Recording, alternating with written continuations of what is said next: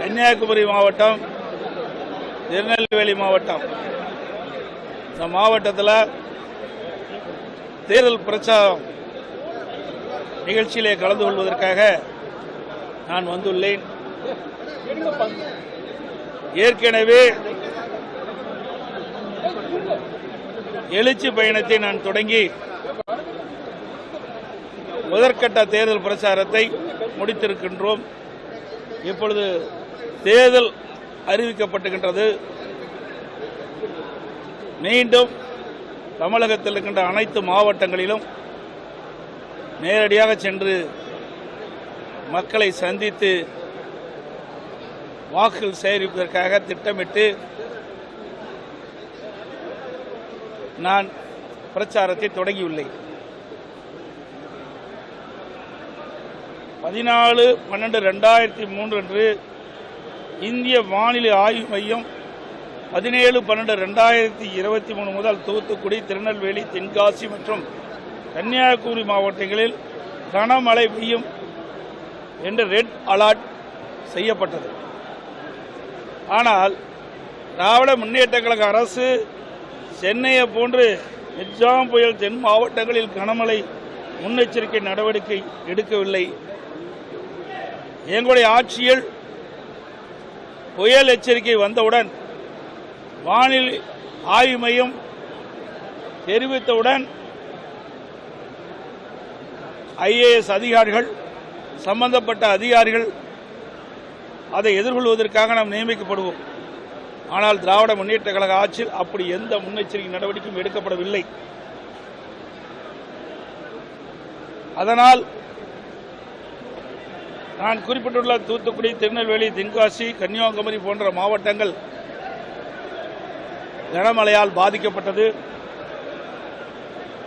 18ஆம் தேதி முதலே எங்களுடைய கழக நிர்வாகிகள், தொண்டர்கள் பாதிக்கப்பட்ட மக்களுக்கு நிவாரணப் பணிகளில் ஈடுபட்டனர்.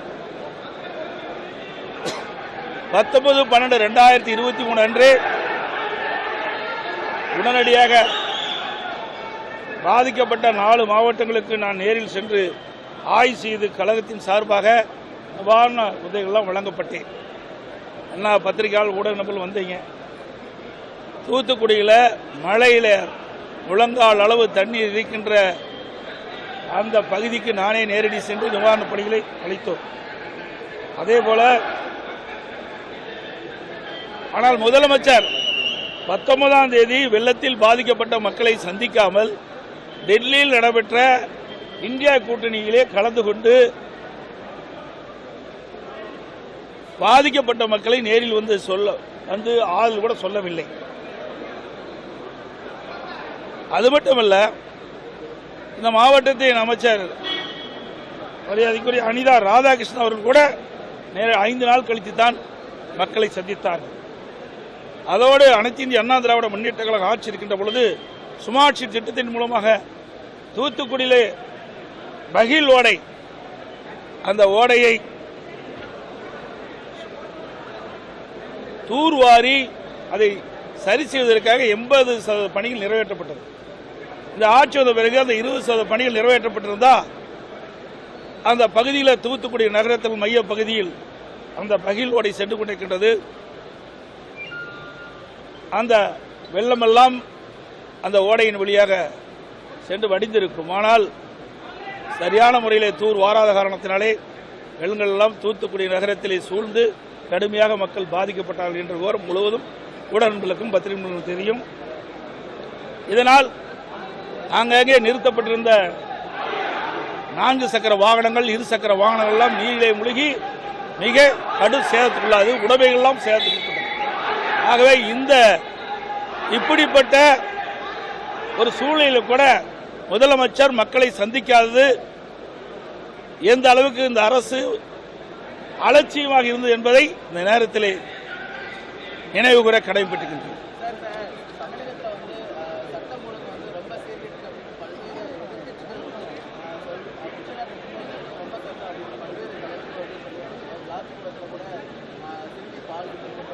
ஏற்கனவே நான் சொன்ன தமிழகத்தில் சட்ட ஒழுங்கு சீரழிந்து விட்டது, சட்ட ஒழுங்கு சத்தி சிரிக்கின்றது. இன்றைக்கு திராவிட முன்னேற்ற கழக கூட்டணியில் அங்கம் வைக்கின்ற கட்சிகள் கூட தமிழகத்திலே சட்ட ஒழுங்கு சீர்கட்டு விட்டது என்றுதான் குறிப்பிடுகிறார்கள். அது மட்டுமல்ல, விளாத்திக்குளத்திலே ஒரு மாணவி பள்ளிக்கு சென்ற மாணவியை பாலியல் சீண்டலுக்கு உட்படுத்தப்பட்டு படுகொலை செய்யப்பட்டிருக்கின்றார்கள். அதெல்லாம் அந்த மாவட்டத்தில் நிகழ்ந்த நிகழ்வுகள். இதுவே இந்த சட்ட ஒழுங்கு மோசமாக இருப்பதற்கு சான்று.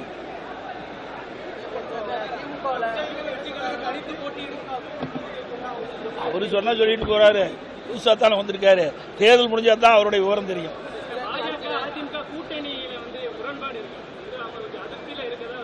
எந்த அதிருப்தியும் இல்லை. எங்க அதிருப்தி இருக்கு? நீங்க தான் ஊடக நண்பர்களும் பத்திரிகை நண்பர்களும் திரித்து போட வேண்டும். எங்களை கூட்டணி நல்லா சிந்திச்சு பாருங்க.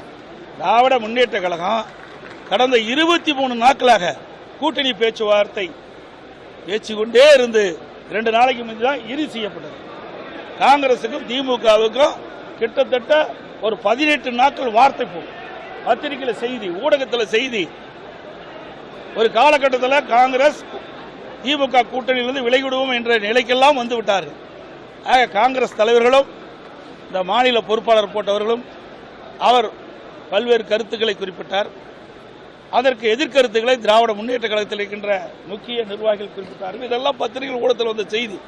அப்படித்தான் அங்கு இருந்தது. அது மட்டுமல்ல, திமுக கூட்டணியில் அங்கம் வைக்கின்ற கட்சிகள் கூட மன வருத்தத்தில் இருக்கிறாங்க. இன்னும் சொல்ல போனா, மறுமலர்ச்சி திராவிட முன்னேற்ற கழகம் அந்த முக்கிய தலைவர் பேச்சுவார்த்தை முடித்துவிட்டு வெளியிலே வருகின்ற பொழுது சிரித்துக் கொண்டே அழுது கொண்டே சிரிக்கிறேன்னு சொன்னார். அழுது கொண்டே சிரிக்கிறேன்னு சொன்னார். அப்படிப்பட்ட நிலைமை தான் அந்த கூட்டணியில் இருக்குது. எங்க கூட்டணி பொறுத்த வரைக்கும் நாங்கள் கூட்டணி பேச்சுவார்த்தை தலைமை கழகத்தில் எங்களுடைய கூட்டணி தலைவர்களை அழைத்து பேசினோம். பேசி முடிந்தனோம். அன்றைய தினமே எங்கள் கூட்டணியில் இருக்கின்ற ஒவ்வொரு கட்சிக்கும் எத்தனை இடங்கள் என்று அறிவிக்கப்பட்டது. அடுத்த நாள் தேர்தல் அறிவிப்பு வெளியிட்டோம். அதுக்கு அடுத்த நாள் முதல் பட்டியல் அதிமுக சார்பாக வேட்பாளர் பட்டியல் அறிவிக்கப்பட்டது. அப்புறம் ஒரு நாள் கழித்து 2வது வேட்பாளர் பட்டியல் அறிவிக்கப்பட்டது. இப்பொழுது இன்றைய தினம் 3வது வேட்பாளர் பட்டியல் அறிவிக்கப்பட்டு விட்டது. ஆக அனைத்து இந்திய அண்ணா திராவிட முன்னேற்ற கழகத்தை பொறுத்த வரைக்கும் எங்க கூட்டணியில எந்தவித ஒரு சிறு கடுகளவு கூட பிரச்சனை இல்லை என்பதை தெளிவுபடுத்தும்.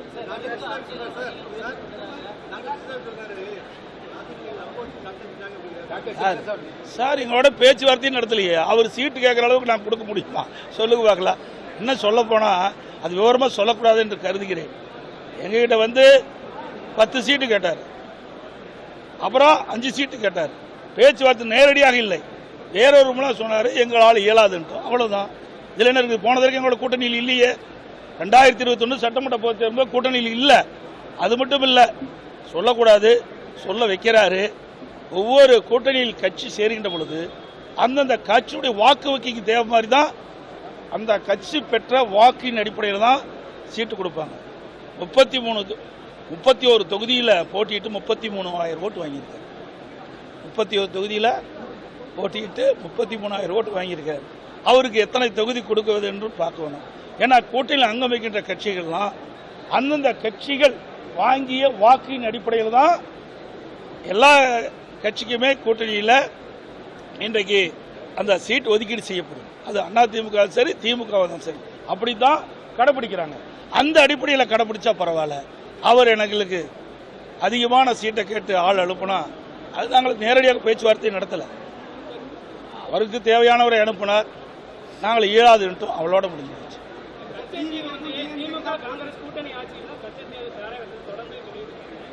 அது உண்மைதானே? அதாவதுங்க, இது உண்மை. அதாவது உண்மைதானே? அது கச்சத்தீவை யாருடைய ஆட்சியிலே போச்சு? மாநிலத்திலும் மத்தியிலும் யார் ஆட்சி இருந்தாங்க? தாரை வார்த்து கொடுக்கப்பட்டு விட்டு அதற்கு பிறகு 15 ஆண்டு காலம் மத்தியில் ஆட்சி அதிகாரத்தில் இருந்தது திமுக. அப்போதாவது கச்சத்தீவை மீட்டிருக்கலாம். நாங்கள் ஆட்சி அதிகாரத்தில் மத்தியில் இல்லை. இருந்தாலும் நாங்கள் தொடர்ந்து மத்திய அரசை வலியுறுத்திக் கொண்டிருக்கின்றோம். நம்முடைய மீனவருடைய நலன் கருதி கச்சத்தீவை மீட்டெடுக்க வேண்டும். இல்லாவிட்டால் நீண்ட கால குத்தகைக்காவது தற்காலிகமாக எடுக்க வேண்டும். இருந்தாலும் அனைத்து இந்திய அண்ணா திராவிட முன்னேற்ற கழகத்தை பொறுத்த வரைக்கும் இதயம் புரட்சித் தலைவி அம்மா இருக்கின்ற பொழுது உச்சநீதிமன்றத்தில் இது வழக்கு தொடர்ந்திருக்கிறோம், இதை மீட்டெடுப்பதற்காக.